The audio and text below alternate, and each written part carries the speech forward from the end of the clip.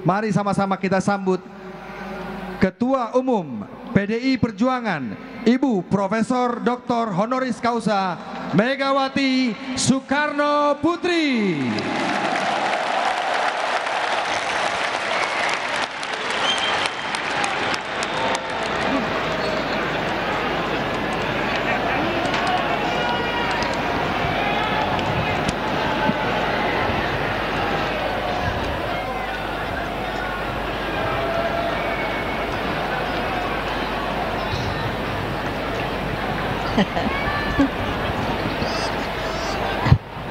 Tolong wartawan duduk dulu, itu anak-anak saya mau lihat saya.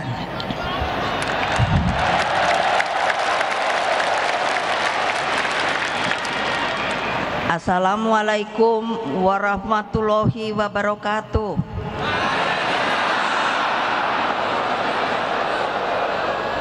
Salam sejahtera untuk kita semua. Om Swastiastu. Namo Buddhaya. Salam kebajikan, Rahayu. Salam Pancasila.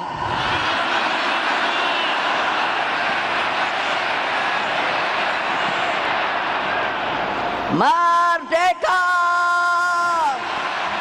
Merdeka! Merdeka! Terima kasih. Puji syukur kita panjatkan kehadirat Allah Subhanahu wa Ta'ala yang telah menyatukan kita di tempat yang sangat bersejarah ini. Di tempat ini pada tanggal 24 Agustus tahun 62, Bung Karno dengan sukses telah membuka pesta olahraga Asian Games. Dari tempat ini pula bergelora kebangkitan bangsa-bangsa yang baru merdeka melalui sebuah penyelenggaraan Games of the New Emerging Forces atau GANEFO. Hadirin sekalian, hari ini seperti tadi yang telah dikatakan oleh Mbak Puan adalah puncak peringatan bulan Bung Karno. Bulan Juni ini bagi partai merupakan sebuah bulan yang sangat menentukan, bukan saja bagi kehidupan partai kita, tetapi juga merupakan sebuah kehidupan bagi jalannya bangsa dan negara kita. Supaya kalian selalu ingat kepada sejarah, yaitu ingatlah jas merah. Hari ini adalah kembali puncak peringatan bulan Bung Karno. Sebagai yang juga telah diterangkan oleh Mbak Puan, beliau itu benar-benar pejuang sejati yang berjuang tanpa pamrih. Bagi Bung Karno, dedication of life itu bukanlah hanya slogan, tetapi dijalankan dengan seluruh jiwa raganya. Dalam perjuangan yang begitu panjang, sampai Bung Karno diakui dunia sebagai seorang sosok pembebas dengan konsepsi ideologinya yang berangkat dari falsafah petani yang disebut namanya Pak Marhain. Seringkali orang mempelesetkan, katanya kalau Marhain itu adalah komunis. Padahal saya sebut Bapak Marhain. Dia itu sebenarnya seorang petani.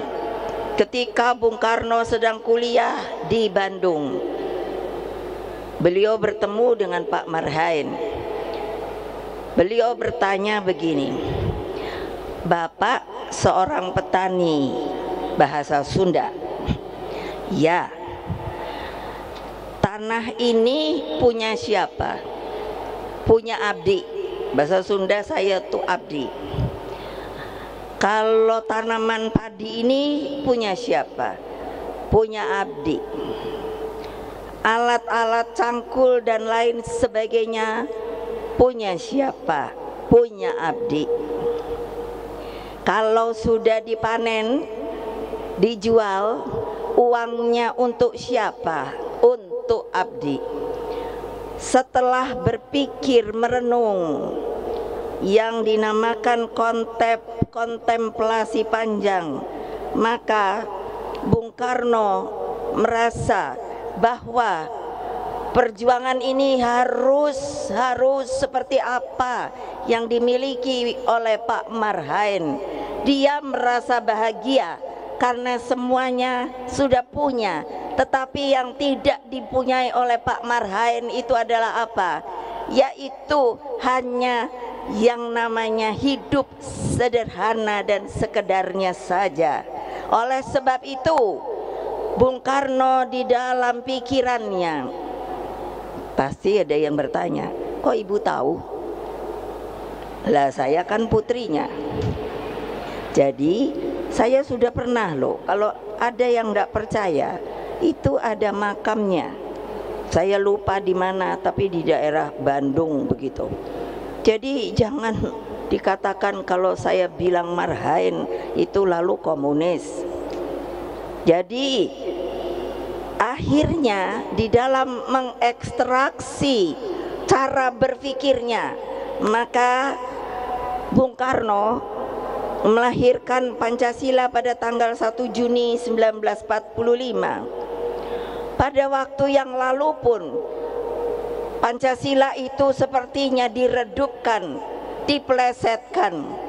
Padahal itu adalah, makanya harus semua yang namanya anggota partai PDI Perjuangan itu belajar namanya lahirnya Pancasila pada tanggal 1 Juni 1945. Kenapa? Karena semua pada waktu itu seluruh pemimpin bangsa itu bertemu di sebuah rapat yang namanya BPUPK. Orang banyak yang berpidato pada waktu itu, tetapi ketika pemimpin rapat menanyakan, sebenarnya yang diinginkan oleh kita sebagai falsafah dasar negara yang akan kita merdekakan nanti itu apa? Bung Karno menunjuk, bolehkah saya berbicara? Beliau berbicara panjang lebar. Akhirnya dengan ditepuk tangani oleh seluruh anggota yang hadir pada waktu itu.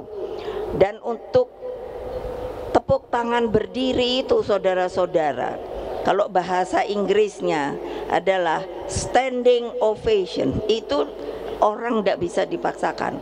Jadi bertepuk tangan nanti sambil berdiri itu sebuah tanda kehormatan yang luar biasa.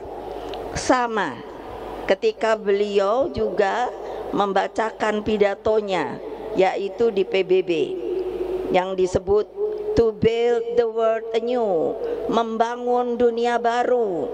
Itu pun mendapatkan yang namanya tepuk tangan standing ovation. Tidak bisa kalau disuruh-suruh. Semuanya itu menandakan apa? Cara berpikir Bung Karno itu ternyata mendunia, saudara-saudara.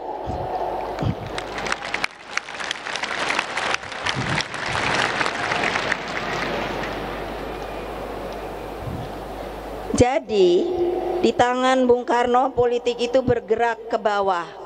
Ke bawah. Ingat, ke bawah. Ke siapa? Ke siapa? Siapa? Kurang keras. Siapa? Ke yang saya sebut sekarang akar rumput. Rakyat itu akar rumput. Kenapa? Karena ini ada rumputnya ditutupi, tapi nanti kalau dibuka dia cepat bertumbuh kembali. Jadi rakyat itu, akar rumput itu tidak pernah bisa dipunahkan, saudara-saudara. Ingat itu.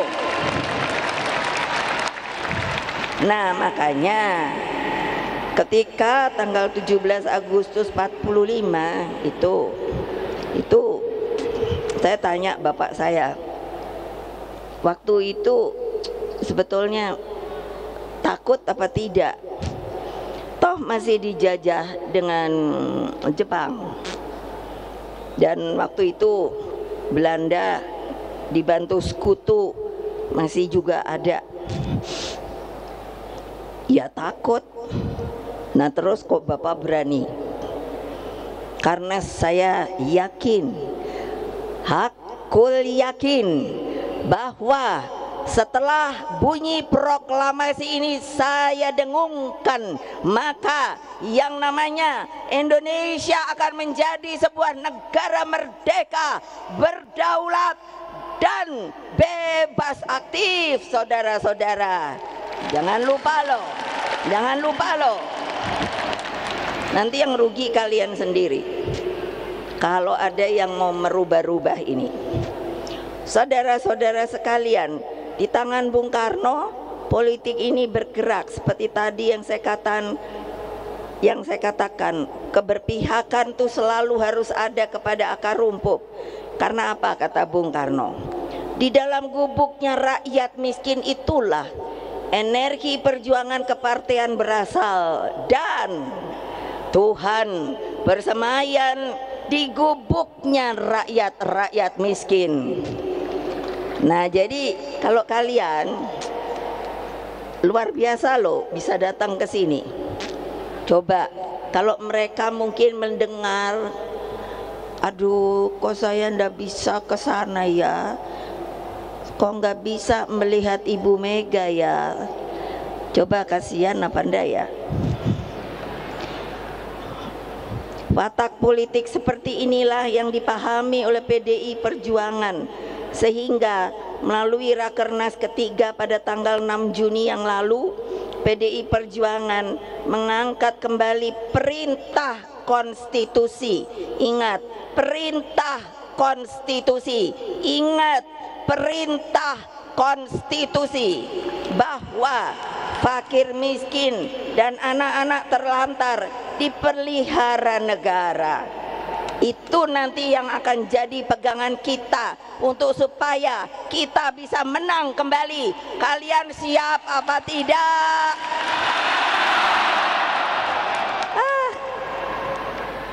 Baru juga kepanasan, suaranya kok sudah melempem ya. Ayo Satgas, suaranya tuh keras gitu loh. Siap menang. Masih kurang panjang. Nah itu nanti kemana-mana harus diomongkan dengan akar rumput sama rakyat. Rakyat tuh sebenarnya gampang disentuh loh. Artinya apa? Iya, datangi, sampurasun, assalamualaikum. Terus nanti apa kesulitannya? Anak-anak dirangkul, datangkan harapan pada mereka. Jadi gampang sebetulnya. Tetapi kalau ndak mau turun, ya ndak akan pernah tahu. Betul apa tidak?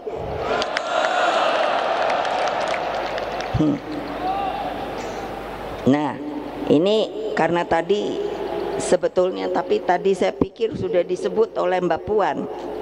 Semua yang hadir yang terhormat di sini, termasuk Pak Jokowi, lalu sudah dikenalkan Pak siapa ya? Yang calon kita namanya siapa?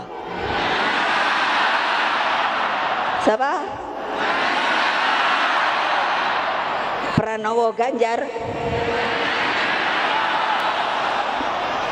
Ya, namanya Pranowo Ganjar. Kok tumben ya? Nggak salah. Biasanya suka kebalik-balik. Nah tapi saya akan juga memanggil.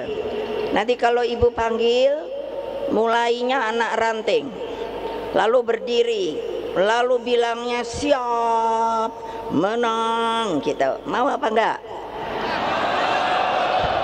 Yang di luar juga kalau itu boleh juga ikut teriak. Nah, anak ranting partai,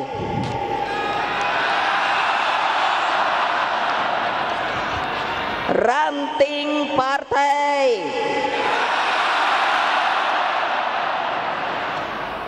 PAC partai, DPC partai, DPD partai, DPP partai,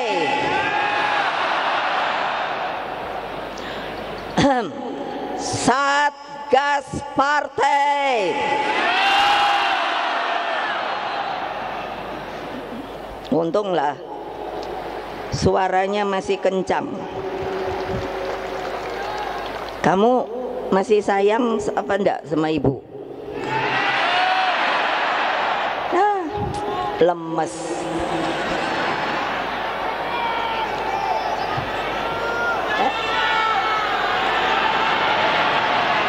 Lo nanya kok malah teriak-teriak. Kamu masih sayang apa tidak sama ibu? Kamu mau dengar dan jalankan instruksi saya apa tidak? Dijalankan apa tidak? Enggak bohong. Ini janji loh. Siapa nanti yang tidak turun? Siapa nanti yang tidak turun? Ibu tahu loh. Ibu tahu, sangat tahu. Jadi orang yang seperti itu hanya ada dua: mundur sukarela atau nanti ada aturannya. Pasti sudah tahu.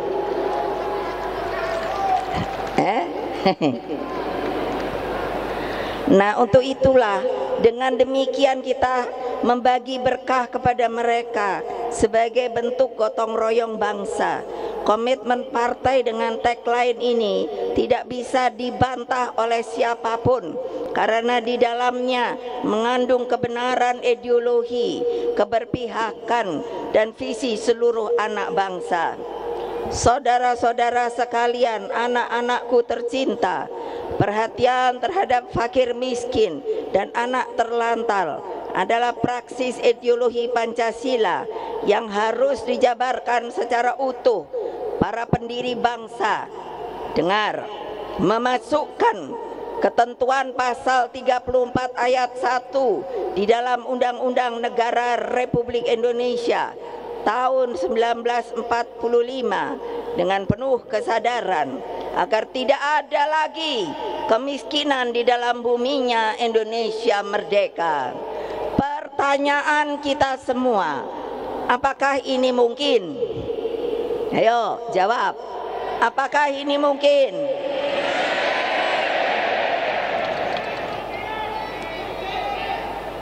Jawabnya kenapa?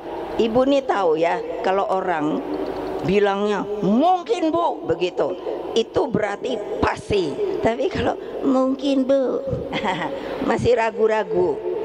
Pertanyaan saya, Mas, mungkinkah apa tidak? Nah, janji loh, kalian sendiri bilang mungkin. Saya tegaskan sangat mungkin. Karena apa? Karena Indonesia ini dimerdekakan dan kondisinya sebenarnya Indonesia itu adalah sebuah tumpah darah yang kaya, raya. Cuman belum diapakan, belum dibagi bareng-bareng. Nah, karena itulah mari kita bergerak bersama dengan gampang, gotong royong, menyisir ke kampung, ke kolong jembatan, cari anak-anak yang tidak berpunya, yang menjadi yatim piatu, yang sekarang ibu pun meminta PDI Perjuangan bergerak di dalam soal stunting. Mengerti tidak toh stunting itu? Siapa yang belum mengerti? Angkat tangan. Apa? Ya betul, kurang gizi. Akibatnya apa? Nanti anaknya jadi kerdil, jadi cebol. Yang sayang lagi apa? Karena tidak bagus pertumbuhannya, maka pikirannya, otaknya pun tidak baik.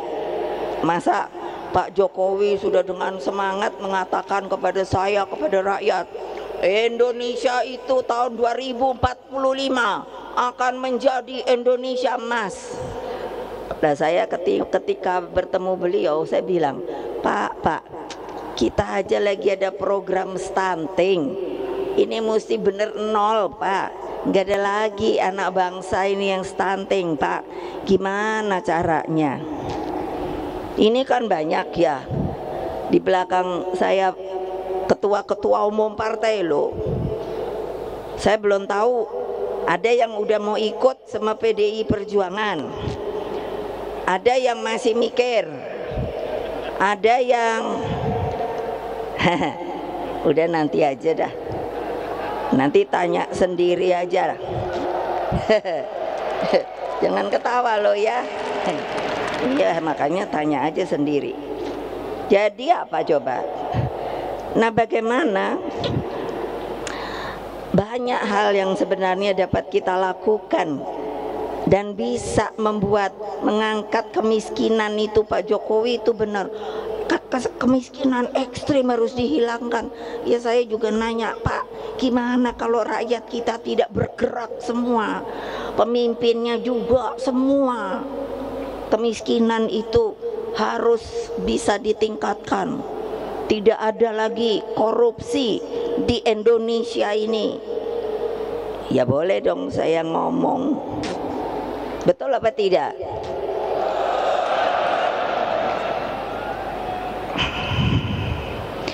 Nah, apa toh untuk menghapuskan kemiskinan ekstrim? Itu bukan hanya sekedar ukuran pendapatan per hari, namun rasa bahagia, terlindungi, menyangkut keadilan, pekerjaan yang layak, akses terhadap pendidikan, sarana kesehatan, kebijakan sosial negara, dan semua itu kalau bisa terjadi, pasti apa yang dikatakan tadi oleh Bung Karno, di gubuk-gubuk orang miskin itulah yang sebenarnya ada Allah Subhanahu wa Ta'ala. Itu pasti kelihatan terus rasa bahagia. Karena itulah jejaring kerjasama itu sangat-sangat diperlukan. Presiden Jokowi, Wakil Presiden Ma'ruf, dan hadirin sekalian, sungguh menjadi kado istimewa bagi bangsa Indonesia dalam menjelang peringatan Bulan Bung Karno ini. UNESCO telah menetapkan 3 arsip pidato Presiden pertama, Dr. Insinyur Soekarno, sebagai Memory of the World, yaitu menjadi milik dunia bersama. Memory of the World, jadi boleh digunakan oleh siapapun di dunia ini, yaitu pidato di depan Konferensi Asia Afrika Bandung pada tahun 1955, lalu pidato to build the world anew di hadapan sidang umum PBB tahun 1960, dan pidato pada KTT non-blok pertama di Beograd tahun 1961. Apa toh? Pidato Bung Karno diakui dunia ini apa? Jadi artinya kita diberi pengakuan bahwa Indonesia semakin terpanggil pada misi global yang begitu penting, yakni menwujudkan tata dunia baru yang bebas dari penjajahan dan terus berjuang untuk perdamaian dunia secara abadi. Misi tersebut telah dijalankan oleh Presiden Jokowi, penetapan Indonesia sebagai poros maritim dunia, peringatan Konferensi Asia Afrika 60 di Bandung tahun 2015, dan keberhasilan penyelenggaraan G20 serta posisi Indonesia saat ini sebagai ketua ASEAN merupakan bukti otentik kepemimpinan Indonesia. Dalam upaya ini terbukti apa? Bahwa pemikiran geopolitik Bung Karno itu sampai hari ini tetap relevan. Saya percaya dengan spirit Dasar-Sila Bandung dan solidaritas bangsa-bangsa melalui gerakan non-blok mampu menghadirkan kepemimpinan Indonesia bagi dunia. Dasar-Sila Bandung itu jangan lupa loh, itu ditandatangani 29 negara loh. Jadi bukan kita sendiri. Kepemimpinan Indonesia bagi dunia dapat dijalankan sekiranya kita secepatnya menyelesaikan berbagai persoalan dalam negeri kita dengan semangat gotong royong. Dalam upaya ini, kesinambungan kepemimpinan nasional sangatlah penting. Atas dasar hal tersebut, maka pada tanggal 21 April 2023, saya tidak ngomong sama siapa-siapa, hanya saya ceder. Bertepatan dengan hari lahir Ibu Kartini, saya telah menetapkan Saudara Ganjar Pranowo sebagai calon presiden dari PDI Perjuangan.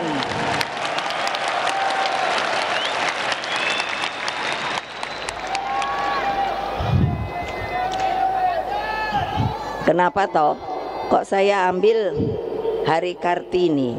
Karena saya kadang-kadang tuh kesel. Keselnya apa? Lah, kalau lihat sejarah, makanya belajar sejarah. Peran perempuan itu, walah sebetulnya sebelum merdeka loh. Mereka itu supaya kalian mengerti siapa toh pahlawan-pahlawan perempuan kita sebelum kemerdekaan.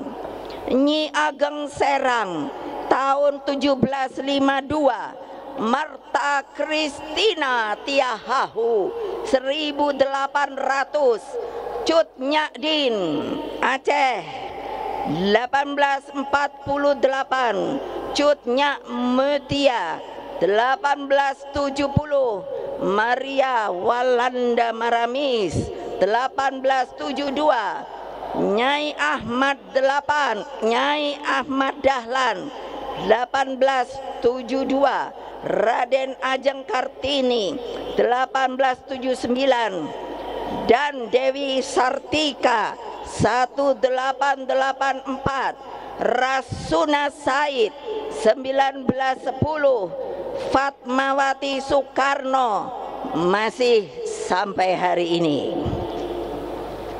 Tahu nggak Fatmawati Soekarno itu siapa ya?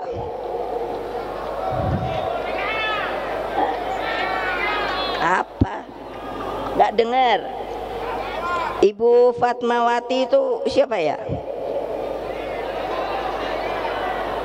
Ayo, nenek saya,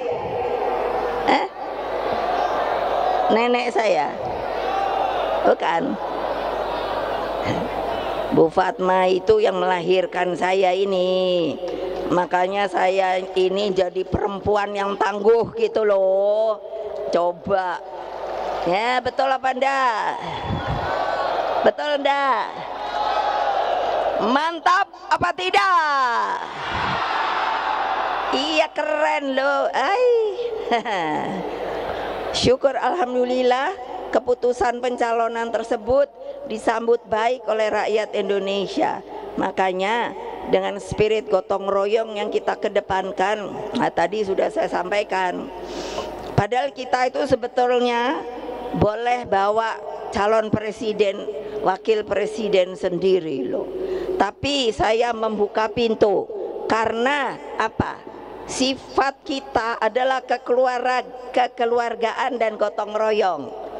Jadi tadi saya katakan di belakang saya ini ada beberapa partai yang sudah pasti. Nah, itu ada 3 dari PPP,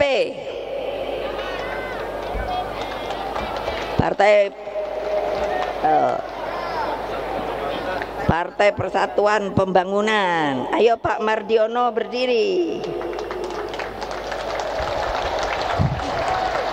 Beliau nomor 1, Bu.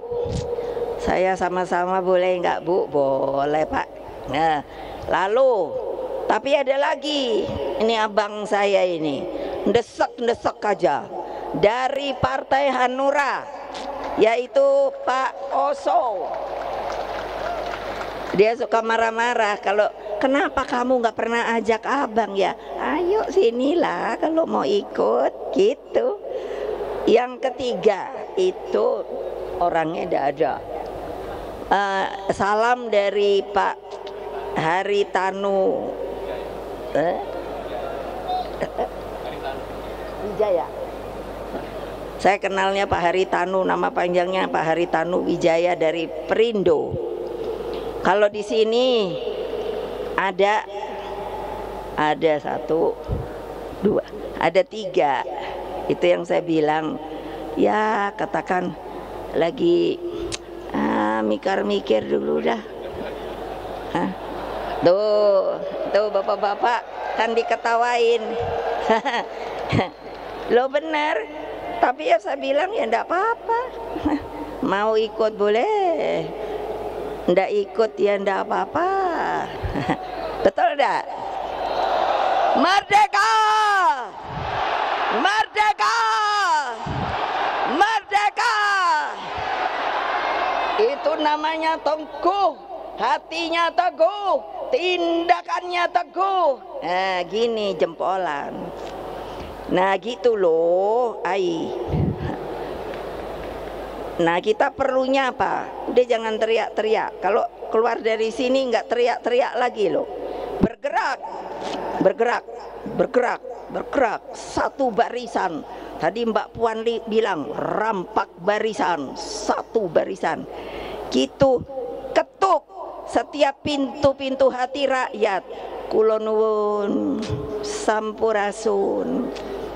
Pasti rakyat dengar gitu itu pasti jatuh hatinya. Sebab dengan tantangan ke depan tidaklah mudah, diperlukan. Nah ini juga kasih tahu, kalau mau milih pemimpin jangan hanya lihat tampangnya. Aduh ibu suka pusing. Ada dulu ya, kalau kan waktu ibu mau jadi presiden lagi, terus ada ibu-ibu kan bilang gini, aduh ibu maaf, sebetulnya saya mau milih ibu lagi, tapi saya kok kepingin milih yang ganteng. Aduh pusing kepala saya. Ya tapi ya sudah, maunya sendiri. Jadi ibu ini biar udah cantik kayak gini, nggak diakui, salah besar. Lo ibu udah jelek apa cantik? Nah, jangan bohong. Padahal ibu udah nenek-nenek lo. Tahu nggak umur ibu berapa?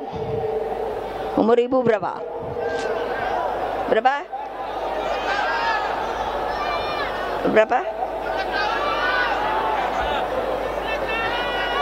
67.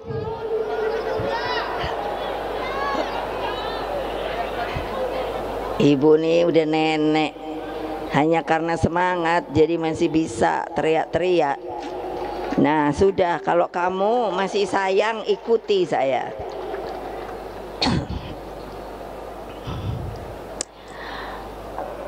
Nah, kalau pemimpin tuh sebetulnya mesti dilihat lahir batin, jangan fisik saja, terpersona gitu. Diperlukan pemimpin yang berpengalaman baik di lembaga legislatif maupun eksekutif, kepemimpinan yang visioner, yang arif, bijaksana, dan memiliki rekam jejak prestasi yang baik, serta mengakar, ini yang paling penting, mengakar kepada akar rumput. Saya ingatkan, 5 menit coblosnya, 5 tahun ngerasain seneng atau susahnya. Hati-hati loh, karena itulah gunakan hak pilihmu dengan sebaik-baiknya. Pak Ganjar Pranowo akan terus berjuang bersama Presiden Jokowi di dalam mendayagunakan bonus demografi bagi percepatan kemajuan bangsa. Pak Jokowi bilang sama saya, Ibu, ini keberuntungan Indonesia. Dari tahun ini 2023, 13 tahun kemudian, produk demografi. Demografi itu orang, rakyat. Itu dari umur 16 sampai 60 adalah usia produktif. Jadi bisa bekerja, belum pensiun. Nah, tapi kalau ruang kerjanya tidak disediakan, harus bagaimana kehidupannya. Makanya itu nanti kita genjot. Kalau apa? Kalau kita menang, kita genjot. Bisa apa tidak? Ya kalau kalian hanya, aduh ibu kok suruh genjot, saya kan cuman anak ranting. Anak ranting itu apa? Anak ranting itu adalah kalau namanya panah, maka dia adalah itu senjatanya yang duluan jerap masuk. Jadi jangan mikir kita kecil bu, anak ranting aja. Kalau tidak ada anak ranting, tidak ada ranting. Iya dong. Kalau tidak ada ranting, tidak ada PAC. Begitu juga PAC mendukung yang namanya apa? Yang namanya DPC. Lalu DPC, kalau ada DPC ya, yang nggak mau kerja, kasih tahu ibu ya. Siap. Iya. Masa maunya duduk aja di kursi. Saya DPC. Kalau DPD sama juga. Kalau DPP lebih sama juga. Ini di bawah ibu semuanya tuh. Kupingnya dengerin ibu, padahal hatinya udah degup. Karena mikir gini, aku udah turun ke bawah apa belum ya? Aku udah turun ke bawah apa belum ya? Ibu sekarang udah punya loh tempat monitoring. Nah, untuk itu maka kita mesti bangun Indonesia sebagai bangsa pelopor, bangsa pejuang. Jalan kemakmuran kita wujudkan melalui sebuah revolusi mental serta penguasaan ilmu pengetahuan, teknologi, dan kedepankan riset dan inovasi.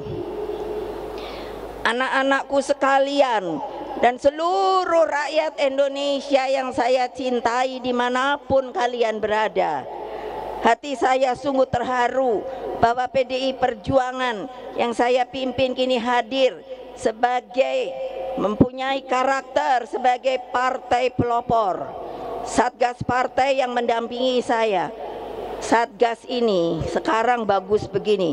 Dulu ketika menjadi benteng saya pada masa sulit saya, kini tampil penuh disiplin dan membanggakan. Satgas partai inilah yang menjadi benteng hidup saya ketika masih zaman PDI, Partai Demokrasi Indonesia. Ketika itu masa Orde Baru, susah banget. Yang namanya digontok gini, digontok gitu. Tapi ibu biar digontok gini, digontok gitu, ibu tetap nah gitu loh. Jadilah kalian semua benteng Pancasila, benteng kebenekaan Indonesia, benteng Negara Kesatuan Republik Indonesia, dan benteng seluruh rakyat Indonesia.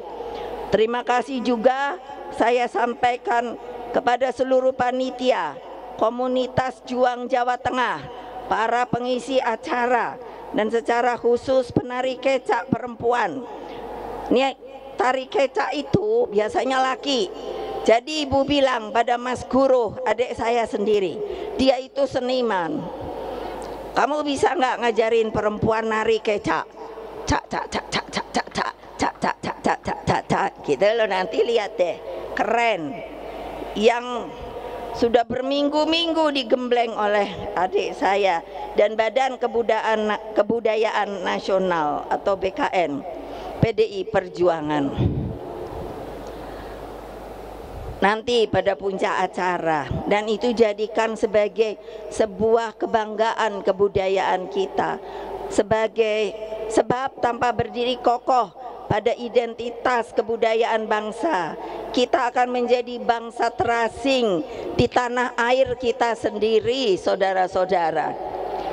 Secara khusus, nah ini kali ini pasti kalian kan mikirnya gini, kenapa bendera kita itu banteng, lalu disebut banteng moncong putih. Jadi saya ingin mengenalkan ketika itu, ketika kami PDI tidak boleh mengikuti pemilu, saya heran juga loh. Waktu itu kita nggak boleh. Terus saya pikir gimana ya, saya udah punya partai. Akhirnya saya tanya kepada mereka yang berkepentingan, kalau mau ikut bagaimana ya? Ganti nama Bu. Nah itulah supaya tahu namanya adalah menjadi PDI Perjuangan. Perjuangannya tidak boleh disingkat, PDI-nya boleh. Tapi kalau paling bagus Partai Demokrasi Indonesia Perjuangan. Lalu logonya itu disebut banteng bulat moncong putih. Jadi kalau kita gampang benar kasih tahu sama akar rumput, apa coba? Udah cari aja gambar banteng. Itu loh mulu moncongnya lucu putih. Nanti pasti dicari. Itu adalah waktu itu apa? Sayembarakan. Lalu yang menang siapa? Namanya Saudara Triawan Munaf. Mana dia orangnya? Ada ndak di mana ya? Mana ya? Mana ya? Oh itu ada. Beliau cerita, Bu ternyata waktu ikut ibu itu Bu, susah ya. Kenapa? Waduh kemana-mana saya diikuti Intel. Saya bilang gak apa-apa, Intel juga baik kok. Nah ini akhirnya, marilah dari Gelora Bung Karno ini kita tampilkan watak kesejatian politik yang menyatu dengan rakyat. Setelah acara ini berakhir, pulanglah ke rumah masing-masing dengan penuh semangat. Sampaikan salam saya kepada semua keluargamu, sanak saudaramu, rakyat Indonesia yang tidak bisa kemari, yang tidak pernah lelah berjuang mencapai Indonesia maju, adil, sejahtera, dan bermartabat. Terus bergerak, menangkan pemilu 2024. Majulah Indonesiaku, bangkitlah bangsaku.